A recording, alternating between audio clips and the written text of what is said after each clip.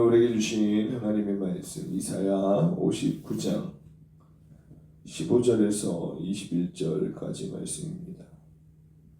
할렐루야. 사랑하는 성도 여러분, 우리는 종종 세상을 바라보면서 깊은 한숨이 나올 때가 있습니다.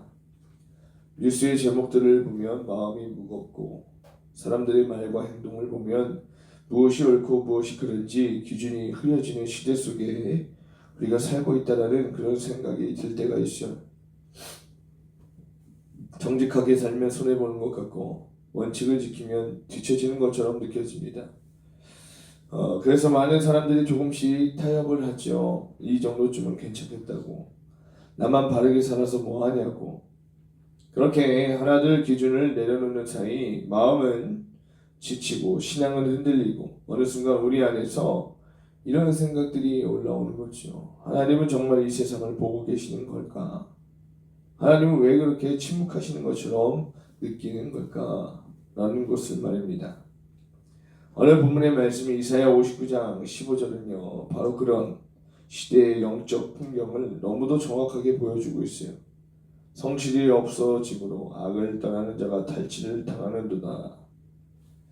성실이 없어졌다라는 이 말은 단순히 거짓말이 많아졌다라는 정도의 표현이 아니라 사회 전체의 기준이 무너졌다라는 뜻이에요. 무엇이 옳은지 판단하는 그 기준이 사라지고 힘과 이익이 기준이 되어버린 상태를 말하고 있다는 거죠.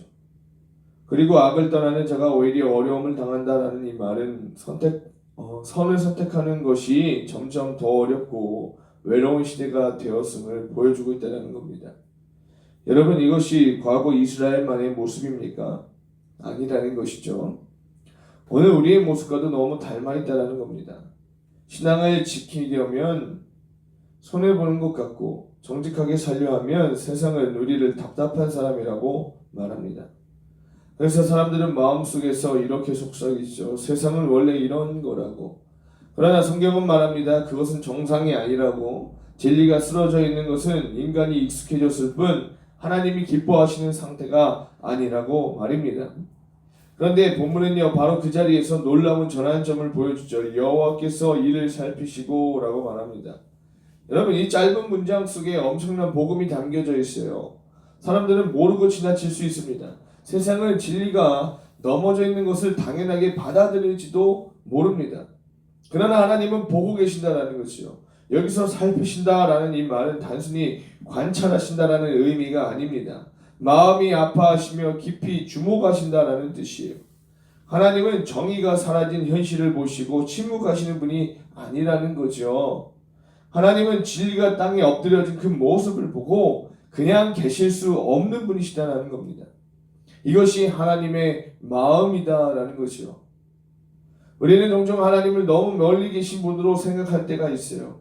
그러나 오늘의 본문은요, 하나님이 시대의 아픔을 느끼시는 분이심을 보여주고 있다는 거죠. 사람들이 상처받는 것을 보시고 약한 자가 억눌리는 것을 보시고 진실한 자가 손해보는 것을 보실 때 하나님은 무관심하게 계시지 않으신다는 겁니다.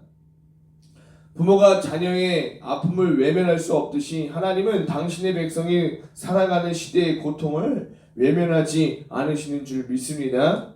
그래서 16절의 말씀은요, 그 하나님의 마음을 더 깊이 보여주는 말씀이에요. 사람이 없음을 보시며 중재자가 없음을 이상히 여기셨으므로 라고 말해요. 하나님이 찾으셨지만 아무도 없었습니다. 정의를 세울 사람, 무너진 시대를 붙들 사람, 하나님과 사람 사이를 잇는 사람이 없었다는 것이죠. 여러분, 이 말씀은 단순한 탄식이 아닙니다. 인간의 근본적인 한계를 드러내는 선언이에요. 우리는 종종 제도와 교육이 세상을 바꿀 것이라고 기대하지만 성경은 이야기합니다. 인간은 스스로 자신을 구원할 수 없다고 말이죠. 죄는 시스템의 문제가 아니라 마음의 문제이기 때문이다 라는 거예요. 여러분, 아무리 좋은 구조를 만들어도요, 인간 안에 이기심과 교만은 사라지지 않는다라는 겁니다. 그래서 하나님은 스스로 움직이십니다. 자기 팔로 스스로 구원을 베푸시며 라는 것이, 이것이 바로 복음이죠.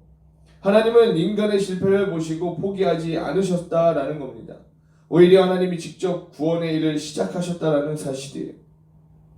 여기서 우리는 중요한 질문을 던져야 합니다. 왜 하나님이 친히 움직이셔야 했을까? 그것은 인간이 아무리 선해 보이려 해도 이 죄의 문제를 해결할 수 없기 때문이다라는 거죠. 우리는 겉으로는 바르게 보일 수 있지만 마음 깊은 곳에는요 여전히 자기 중심성이 남아있다는 겁니다. 그래서 하나님은 인간의 가능성이 아니라 하나님의 은혜로 구원을 시작하셨다라는 사실이죠. 그래서 17절에 하나님은 어떤 전사의 모습으로 등장합니다. 공의를 갑옷으로 삼으시며 구원을 자기의 머리에 써서 투구로 삼으시며 라고 말하죠. 하나님은 마치 전쟁터에 나가시는 용사처럼 묘사가 됩니다. 이것은 하나님이 악과 죄를 절대로 가볍게 여기시지 않는다라는 선언이죠. 하나님은 사랑의 하나님이시지만 동시에 거룩하신 하나님이십니다. 죄와 불의를 방치하지 않으십니다. 그러나 여기서 중요한 것은 하나님이 싸우시는 목적이다라는 거죠. 하나님은 파괴하기 위하여 싸우시는 것이 아니라 구원하기 위해 싸우신다라는 사실이에요. 이 심판조차 회복을 위한 과정이다라는 거죠. 마치 부모가 자녀를 바로잡기 위해 엄하게 대하는 것처럼 하나님의 분노에는 사랑이 담겨져 있다는 거죠. 사람의 분노에는 뭐 사랑이 담겨져 있습니까? 그냥 분노를 그냥 쏟아내게 자기 감정을 쏟아내는데 급급하죠. 그러나 하나님의 분노에는요 이 사람이 이 자녀가 다시 죄에서 돌이키기를 원하는 하나님의 사랑의 마음이 있는 줄 믿습니다. 우리는 때때로 하나님의 심판을 두려워하지만 사실 심판은 하나님의 사랑의 반대가 아닙니다. 오히려 사랑이 있기 때문에 악을 그냥 두지 않으신다는 거죠. 만약 하나님이 죄를 아무렇지 않게 넘기신다면 그것은 사랑이 없는 하나님일 것입니다. 그러나 하나님은 정의를 세우시고 동시에 구원의 길을 여셨다는 거죠. 그래서 18절에서 하나님이 각 사람의 행위대로 갚으신다라고 말씀하고 있습니다. 여러분 이 말씀은 우리에게 두 가지 감정을 줍니다. 하나는 두려움이고 하나님은 정의로우시기에 악을 그냥 지나치지 않으시죠. 그러나 동시에 이것은 큰 위로이기도 합니다. 왜냐하면 지금 세상에서는요 악한 사람이 잘 되는 것처럼 보입니다. 그러나 마지막 판단은 하나님께 있기 때문에 우리는 그 사람의 악한 사람이 잘 되는 형통을 부러워하지 말아야 될 줄 믿습니다. 우리가 낙심하지 않아도 되는 이유가 바로 여기 있다는 거죠. 세상의 평가가 최종 결론이 아니라 하나님의 평가가 마지막이기 때문인 줄 믿습니다. 눈에 보이는 현실만이 전부가 아니라는 거죠. 하나님은 반드시 마지막에 공의를 세우신다는 거예요. 그래서 19절의 본문은 시야를 더 넓힙니다. 서쪽에서 여호와 이름을 두려워하겠고 라고 말했죠. 하나님의 구원은 특정 민족이나 특정 집단만을 위한 것이 아닙니다. 하나님의 구원은요 온 세상을 향해 확장된다는 거죠. 그리고 여호와께서 그 가운데 몰려 급히 흐르는 강물같이 오실 것이미로다 라는 이 말씀, 이 성령의 강력한 개입을 보여주고 있어요. 인간의 힘으로는 막을 수 없었던 죄와 어두움을 하나님이 친히 밀어내시는 것이다 라는 것이죠. 마치 거대한 강물이 모든 장애물을 휩쓸고 지나가듯이 하나님의 영은 역사를 새롭게 하신다라는 거예요. 우리가 지금은 작은 변화만 보더라도 하나님의 큰 흐름을 준비하고 계십니다. 20절의 본문은 절정이 있죠. 구속자가 시온에 임하며 라고 말해요. 여기서 말하는 구속자는 단순한 지도자가 아니에요. 하나님이 보내실 참된 구원자, 즉 궁극적으로 메시아이신 우리 예수 그리스도를 가리키는 말씀이에요. 인간이 할 수 없는 일을 하나님이 친히 이루신다라는 약속이죠.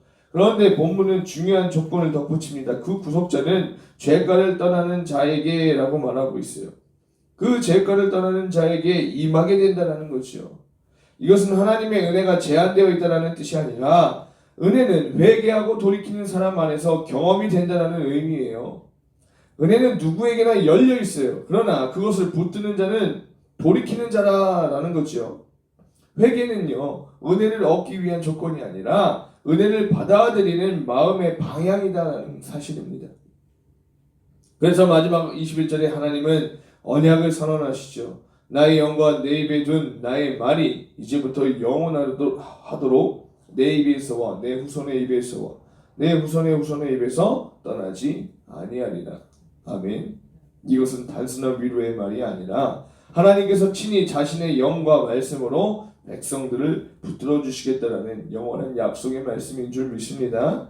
인간의 결심은 흔들릴 수 있고요. 우리의 열심은 식을 수 있어요. 그러나 하나님의 약속은 흔들리지 않으시는 줄 믿습니다. 하나님은 우리를 잠깐 붙잡아 두시는 분이 아니라 세대를 넘어 이어지는 그 은혜의 흐름 속에 두시는 분이시다라는 것이요. 그래서 우리가 오늘 믿음으로 서 있는 것도 결국 우리의 힘이 아니라 하나님의 영과 말씀에 붙으심 때문인 줄 믿습니다. 사랑하는 성도 여러분, 오늘 본문이 우리에게 주는 핵심은 분명하지요. 진리가 무너진 시대에도 하나님은 침묵하고 있지 않으신다는 거예요. 하나님은 친히 개입하시고 구원을 이루신다는 겁니다. 사람이 없을 때 하나님이 일하십니다. 인간이 무력할 때 하나님이 친히 팔을 걷어붙이신다는 것이요. 그러므로 오늘 우리에게 필요한 것은 세상을 향해 분노만이 아니라 하나님을 향한 신뢰인 줄 믿습니다. 우리는 시대를 한탄하기보다 하나님이 이미 움직이고 계심을 믿고 그분의 일하심을 믿고 우리가 기도하는 저와 여러분이 되기를 간절히 소망합니다. 그래서 오늘 이 새벽 이 말씀 앞에 이렇게 기도합시다. 주님, 사람이 없다고 하실 때 그 자리에 저희가 있게 하여 주옵소서. 시대의 어둠을 보며 낙심하지 않게 하시고 이미 일하고 계시는 하나님을 더욱더 신뢰하게 하여 주옵소서. 그래서 말씀과 성령이 떠나지 않는 삶이 되게 하여 주시옵소서. 사랑하는 성도 여러분, 하나님은 지금도 일하고 계신 줄 믿습니다. 진리가 넘어져 있는 것처럼 보여도 구속자는 이미 오셨고 지금도 여전히 역사하고 계신 줄 믿습니다. 그래서 오늘 하루도 살아 역사하시는 하나님을 신뢰하면서 어둠 속에서 빛으로 살아가는 저와 여러분들 되실 수 있기를 주님의 이름으로 간절히 축원합니다. 아멘. 기도합니다. 거룩하신 하나님 아버지, 이 새벽의 말씀으로 우리를 깨우시고 당신의 마음을 보여주심을 감사합니다. 주님, 진리가 무너지고 기준이 흔들리는 시대 속에서 우리의 마음도 흔들리고 두려워할 때가 많았습니다. 세상을 보며 낙심하고 때로는 타협하며 살아왔던 우리의 연약함을 용서하여 주옵소서. 그러나 하나님께서 여전히 보고 계시고 친히 구원의 일을 이루시는 분이심을 믿습니다.